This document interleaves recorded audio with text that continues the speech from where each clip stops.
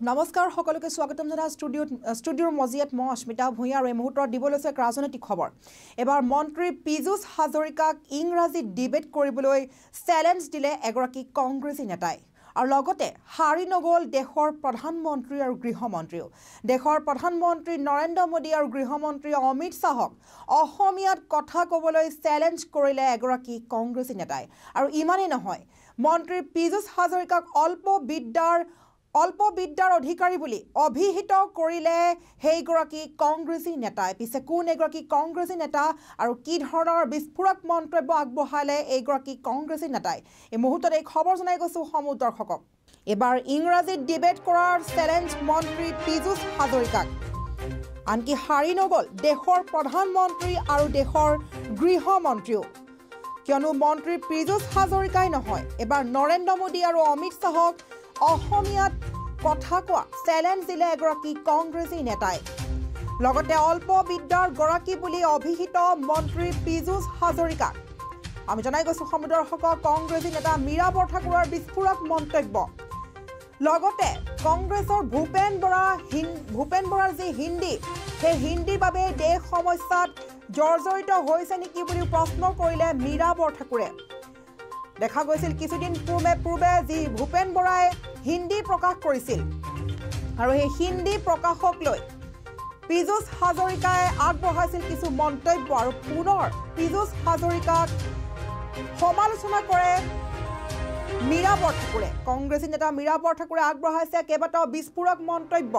ভূপেন বৰাই যি হিন্দী প্ৰকাশ কৰিছিল, সেই হিন্দীত মন্তব্য প্ৰকাশ কৰিছিল, এই হিন্দীক লৈ মন্তব্য যি প্ৰকাশ কৰিছিল পীযুষ হাজৰিকাই, যি সমালোচনা কৰিছিল পীযুষ হাজৰিকাক পুনৰ উভতাই ধৰিলে কংগ্ৰেছী নেতা মীৰা বৰঠাকুৰে। আৰু মীৰা বৰঠাকুৰে চেলেঞ্জ দিছে যে ইংৰাজী ডিবেট কৰিবলৈ পীযুষ হাজৰিকাক, কিয়নো পীযুষ হাজৰিকাই যি ভূপেন বৰাৰ হিন্দীক লৈ ইটিকিং কৰিছিল, সেই ইটিকিঙক এতিয়া সেই ইটিকিঙৰ এতিয়া উত্তৰ দি মীৰা বৰঠাকুৰে উভতি ধৰিলে মন্ত্ৰী পীযুষ হাজৰিকাক আৰু ক'লে যে এবাৰ ইংৰাজীত ডিবেট কৰাৰ চেলেঞ্জ, এবাৰ ইংৰাজীত ডিবেট কৰিবলৈ চেলেঞ্জ আগবঢ়ালে মীৰা বৰঠাকুৰে। আৰু লগতে পীযুষ হাজৰিকাৰ লগতে গৃহমন্ত্ৰী আৰু প্ৰধানমন্ত্ৰীকো বিস্ফোৰক মন্তব্য আগবঢ়ালে মীৰা বৰঠাকুৰে। দেশৰ প্ৰধানমন্ত্ৰী নৰেন্দ্ৰ মোদী আৰু গৃহমন্ত্ৰী অমিত শাহক অসমীয়াত কথা ক'বলৈ চেলেঞ্জ আগবঢ়ালে। আৰু মীৰা বৰঠাকুৰে কৈছে যে হিন্দী সকলোৰে প্ৰেক্টিছ নহয়, আমাৰ মাতৃভাষা অসমীয়া আৰু মাতৃভাষা অসমীয়াৰ বাবে হিন্দী কোৱাটো কাৰোৱে প্ৰেক্টিছ নহয়। গতিকে ভূপেন বৰাই যি হিন্দী ভাষা প্ৰকাশ কৰিছিল, সেই হিন্দী ভাষাক ইটিকিং কৰাক লৈ মীৰা বৰঠাকুৰে মন্তব্য আগবঢ়াইছে যে ভূপেন বৰাৰ হিন্দীৰ বাবে দেশ সমস্যাত জৰ্জৰিত হৈছে নেকি। ভূপেন বৰাই যি ভুলে শুদ্ধই হিন্দী কৈছিল, সেই হিন্দীৰ বাবেহে দেশ সমস্যাত জৰ্জৰিত হৈছে নেকি বুলি প্ৰশ্ন কৰিলে। কিয়নো মীৰা বৰঠাকুৰে কৈছে যে ভূপেন বৰাই যি হিন্দী প্ৰকাশ কৰিছিল, সেই হিন্দী সকলোৱে বুজিব পৰা হিন্দী, কিন্তু সেই হিন্দীক ইটিকিং কৰিছে মন্ত্ৰী পীযুষ হাজৰিকাই। আৰু সেইবাবে মন্ত্ৰী পীযুষ হাজৰিকাক ইংৰাজীত তৰ্ক কৰিবলৈ আহ্বান জনাইছে কংগ্ৰেছী নেতা মীৰা বৰঠাকুৰে। আৰু লগতে প্ৰকাশ কৰিছে যে অসমীয়া ব্যক্তি হৈ ভূপেন বৰা অসমৰ এজন সুসন্তান হৈ হিন্দীত কথা ক'বলৈ আগবাঢ়ি আহিছে, কিন্তু দেশৰ প্ৰধানমন্ত্ৰী অথবা গৃহমন্ত্ৰীয়ে অসমীয়া ক'ব পাৰিবনে বুলি প্ৰকাশ কৰিছে মীৰা বৰঠাকুৰে। আৰু সেইবাবে প্ৰধানমন্ত্ৰী আৰু গৃহমন্ত্ৰীলৈ চেলেঞ্জ আগবঢ়াইছে যে অসমীয়াত কথা ক'বলৈ। যিদৰে ভূপেন বৰাই হিন্দী প্ৰকাশ কৰিছে, ভুলে শুদ্ধই হ'লেও সকলোৱে বুজি পাইছে ভূপেন বৰাৰ হিন্দী, আৰু সেই হিন্দী ভাষাক ইটিকিং কৰাৰ বাবে এতিয়া মীৰা বৰঠাকুৰে বিস্ফোৰক মন্তব্য আগবঢ়াইছে আৰু কৈছে যে দেশৰ প্ৰধানমন্ত্ৰী আৰু গৃহমন্ত্ৰীক অসমীয়া ভাষাত কথা পাতিবলৈ আৰু লগতে ইংৰাজী ডিবেট কৰাৰ চেলেঞ্জ দিছে মন্ত্ৰী পীযুষ হাজৰিকাক। মন্ত্ৰী পীযুষ হাজৰিকাক উভতি ধৰিলে কংগ্ৰেছী নেতা মীৰা বৰঠাকুৰে।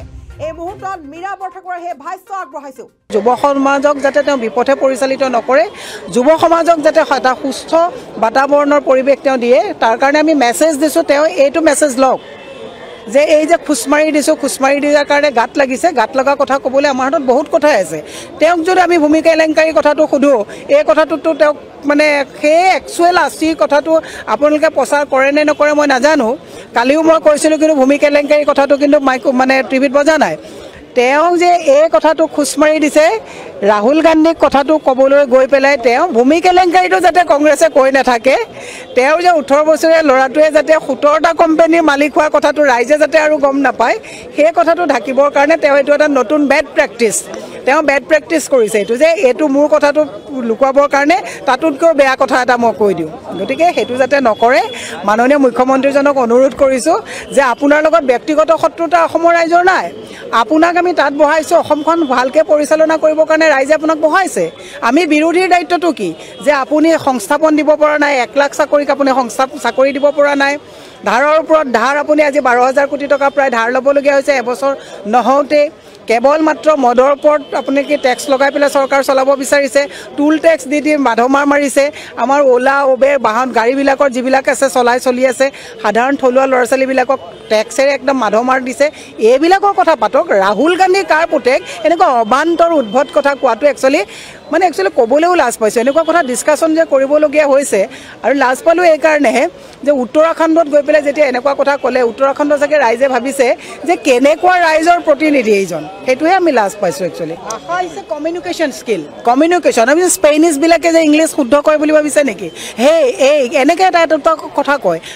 ভূপেন বৰাই কোৱা ভাষাটো যিকেইটা হিন্দী কৈছে বুজিলেই হ'ল। Language is a communication skill, তাত ভুল হ'ব পাৰে। আজি আমিও ক'লে ক'ৰবাত হিন্দী আমাৰ ভুল হ'ব পাৰে, কাৰণ হিন্দী আমাৰ প্ৰেক্টিছ নাই।